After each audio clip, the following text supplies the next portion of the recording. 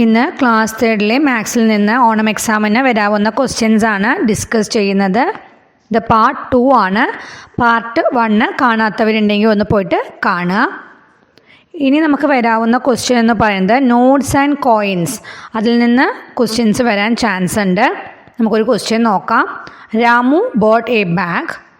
He gave ₹500 to the shopkeeper. The shopkeeper gave his 200 rupee notes, 8 10 rupee notes and 5 1 rupee coins. എന്താണ്, രാമു ഒരു bag വാങ്ങി. അവൻ 500 rupees shop കൊടുത്തു, കടക്കാരന് കൊടുത്തു. കടക്കാരൻ അവന് എത്ര രൂപകളാണ് കൊടുത്തിരിക്കുന്നത്? 200 rupee നോട്ട്സ് കൊടുത്തു, 8 10 rupee നോട്ട്സ് കൊടുത്തു, 5 1 rupee കോയിൻസും കൊടുത്തു. ഇനി എന്താണ് ക്വസ്റ്റ്യൻ നോക്കൂ. ഫസ്റ്റ് വൺ നോക്കൂ. How much rupees did Ramu get back? അപ്പോൾ രാമുവിന് തിരിച്ചു കിട്ടിയത് എത്ര രൂപയാണ് എന്നാണ് ചോദിച്ചിരിക്കുന്നത്. ഷോപ്പ് കീപ്പർ കൊടുത്തത് എത്രയൊക്കെയാണ്? 200 rupee നോട്ട്സ്. അപ്പോൾ അതെത്രയാ? 200 അല്ലേ. Then 8 10 rupee notes അതെത്രയാ? 80 അല്ലേ. 8 10 rupee എന്ന് പറഞ്ഞാൽ 80. ദെൻ 5 1 rupee കോയിൻസ് എന്ന് പറഞ്ഞാൽ 5. അപ്പോൾ എത്രയാണ് വരിക? 200 + 80 + 5 എത്രയാ? 285 അല്ലേ. അടുത്തത് എന്താ ചോദിച്ചിരിക്കുന്നത്? What is the cost of A bag?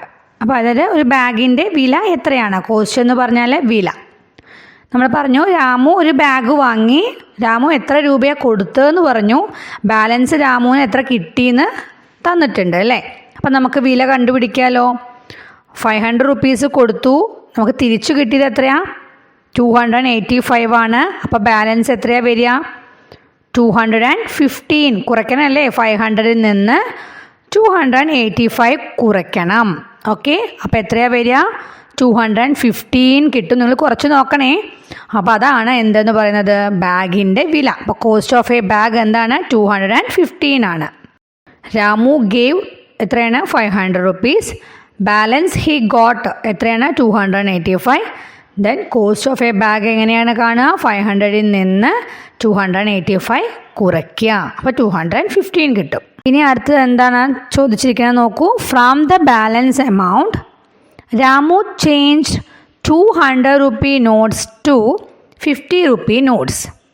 How many 50 rupee notes did he get? അതായത് ഈ കിട്ടിയ ബാലൻസിൽ നിന്ന് രാമു എന്ത് ചെയ്തു? 200 rupee നോട്ട്സ് അതെന്താക്കി മാറ്റി? 50 rupee നോട്ട്സ് ആക്കി. അപ്പോൾ എത്ര 50 rupee നോട്ട്സ് ആയിരിക്കും അവന് കിട്ടിയിട്ടുണ്ടായിരിക്കുക എന്നാണ് ചോദിച്ചിരിക്കുന്നത്. അറിയാലോ. 200ൽ എത്ര 50 ഉണ്ട്? ഒരു 100ൽ 250 അല്ലേ. അപ്പോൾ 200ൽ എത്ര 50കളാണ്? 450കൾ അല്ലേ. അപ്പോൾ 450 rupee നോട്ട്സ് എന്ന് ആൻസർ ചെയ്തു. Okay. If Ramu got 20 rupee notes, how many number of 20 rupee notes will he get for the 200 rupee notes?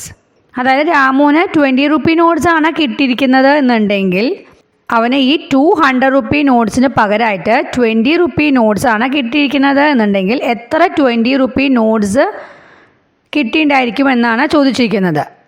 അപ്പോൾ ഈ 200ൽ എത്ര 20 ഉണ്ട്? 100ൽ എത്ര 20 ഉണ്ട്? എത്ര 20 rupees ഉണ്ട്? 520 rupees അല്ലേ. 100ൽ 520 rupees ആണ്. അപ്പോൾ 200 rupee നോട്ട്സിൽ എത്ര 20 rupees ഉണ്ട്?